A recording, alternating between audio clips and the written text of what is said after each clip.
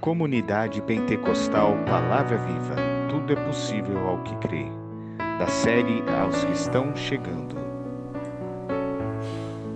Capítulo 2. Deus. Quem é o Filho?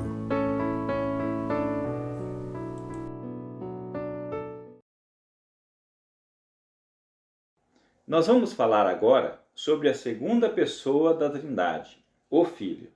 Como vimos, o primeiro livro da Bíblia, logo de início, afirma que Deus disse: haja luz, e houve-se a luz.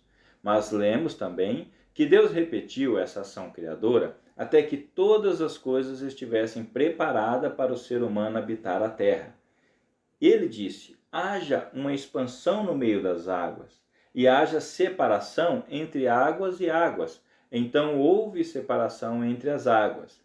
Depois disse Deus: ajuntem-se as águas debaixo do céu num só lugar, e apareça a porção seca. E assim fez.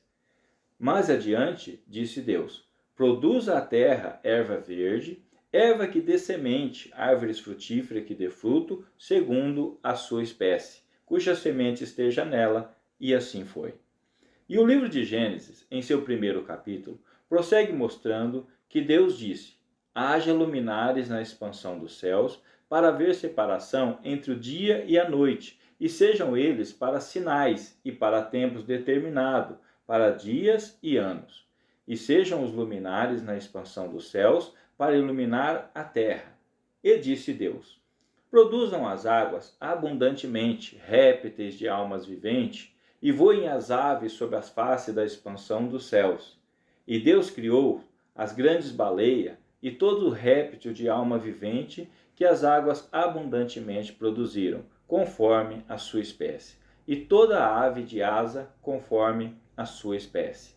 E ainda, disse Deus: produzam a terra almas viventes, conforme a sua espécie, gado, réptil e feras da terra, conforme a sua espécie. E assim foi. E fez Deus as feras da terra, conforme as suas espécies, e o gado, conforme a sua espécie, e todo réptil da terra, conforme a sua espécie. E a cada ordem proferida pela boca de Deus, a criação correspondia, obedecendo e seguindo exatamente a vontade do seu Criador.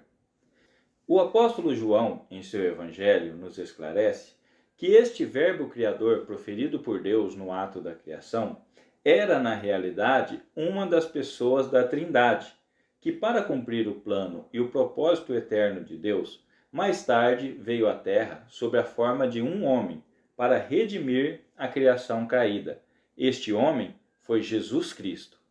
E João começa o seu Evangelho dizendo: no princípio era o Verbo estava com Deus e o Verbo era Deus.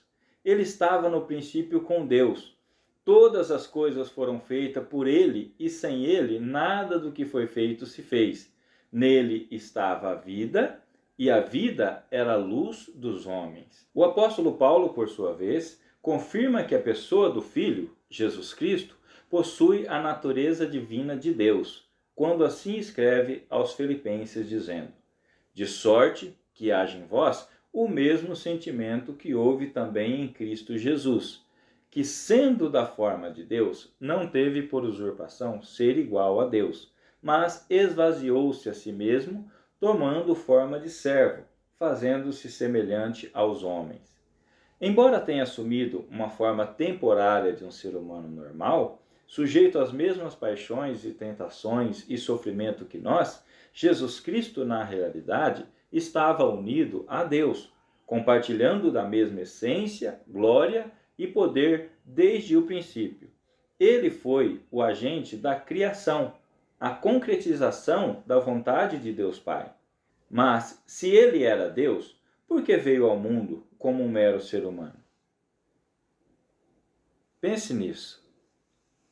Como o homem poderia entender e se relacionar com um Deus tão grande, que tem os céus como trono e a terra como estrado de seus pés? Um Deus que pode pegar os oceanos em sua mão e ao mesmo tempo acariciar o frágil rosto de uma criança, e ainda a conhecer no ventre da sua mãe. Como poderia enxergar alguém que pode estar em todos os lugares ao mesmo tempo, Ele pode estar no Japão, nos Estados Unidos, na Antártida, até no canto mais escondido da Terra, ao mesmo tempo em que está em nosso quarto, ouvindo as nossas orações. Então, por ser impossível ao homem contemplá-lo em toda a sua magnitude, ele se esvaziou de si mesmo, assumindo uma forma que poderia ser vista, tocada e experimentada plenamente pelo ser humano, na figura de Jesus Cristo. Por isso, Jesus se tornou a parte visível de Deus, vindo num determinado momento da história humana para a Terra, em forma de homem, embora sempre tenha existido como Deus. Ele é o primogênito de toda a criação, mas não foi criado como eu e você e as demais criaturas, que surgimos na mente e na vontade de Deus, como uma música surge na mente do seu compositor, muito embora ele tenha ocupado um corpo idêntico ao nosso. Jesus estava em Deus desde a eternidade, como expressão do próprio Deus. Deus tirou uma parte de si mesmo, que sempre existiu e esteve com ele, a fim de que os homens pudessem contemplar e seguir rumo ao caminho da reconciliação com o seu Criador, de modo que, unindo a criatura ao Criador, a vida eterna, desde que fosse também disponibilizada ao ser humano por ele criado. Com relação à humanidade, o Filho assume um papel central em toda a narrativa bíblica, do início ao final. Foi por ele e para ele que todas as coisas foram criadas, inclusive nós mesmos. É por meio do Filho que somos resgatados e reconciliados com Deus. Por meio dele, somos adotados e recebemos o poder de sermos feitos filhos de Deus. Ele é o nosso Senhor, que nos comprou a preço de sangue. A ele servimos e devemos obediência. Ele está assentado em um trono de glória e aos seus pés está sujeito toda a criação. Ele é quem advoga nossas causas junto ao Pai e intercede por nós, para que possamos perseverar e obter a vida eterna. E é o seu nome que nos foi dado para que tivéssemos a salvação. Em sua passagem na terra, Jesus tinha o objetivo de glorificar o Pai, fazendo-o conhecido de toda a humanidade. E para isso, além de se submeter à vontade do Pai em todos os momentos, Jesus trouxe em uma forma visível ao ser humano todos os atributos e caráter de Deus, como a bondade, a longanimidade, a misericórdia, a compaixão, o amor, a santidade e a perfeição. Por isso, Jesus afirmou aos seus discípulos que quem o visse estava vendo na realidade o próprio Pai. Ele veio para nos resgatar do poder do pecado e da morte, levando sobre si as nossas enfermidades e maldições, numa troca injusta e imerecida.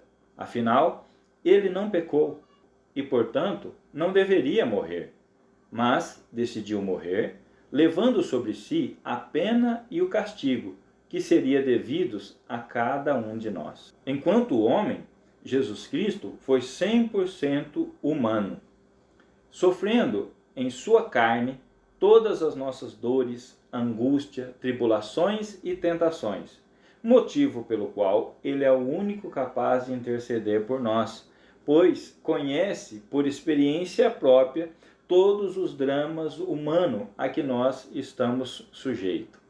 Enquanto Deus, Jesus Cristo foi 100% Deus, preservando os atributos do caráter e o seu posto de majestade eternos. Ele é o nosso exemplo maior de fé e conduta. Enquanto estivermos nele, nós podemos, compartilhando da sua vida, morte e ressurreição, nós também vencemos o mundo. O seu nome nos foi dado para que por meio dele possamos pedir tudo o que necessitarmos ao Pai, assim como possamos exercer autoridade no mundo espiritual, expulsando demônios e curando as enfermidades. Ele é a cabeça da igreja, o nosso comandante supremo, aquele cuja vontade devemos, enquanto cristão, buscar conhecer e cumprir até que ele volte e restabeleça as ordens das coisas conforme definido pelo Pai. Por esse motivo, não há outro nome pelo qual possamos ser salvos. Não há outro nome pelo qual podemos nos aproximar do Pai. Não há outro nome que possa interceder por nós junto ao Pai, a fim de obtermos a misericórdia em tempo oportuno. Não há outro nome, nem outra pessoa que tenha vivido nessa terra capaz de nos trazer a vida. Ele é o caminho, a verdade e a vida.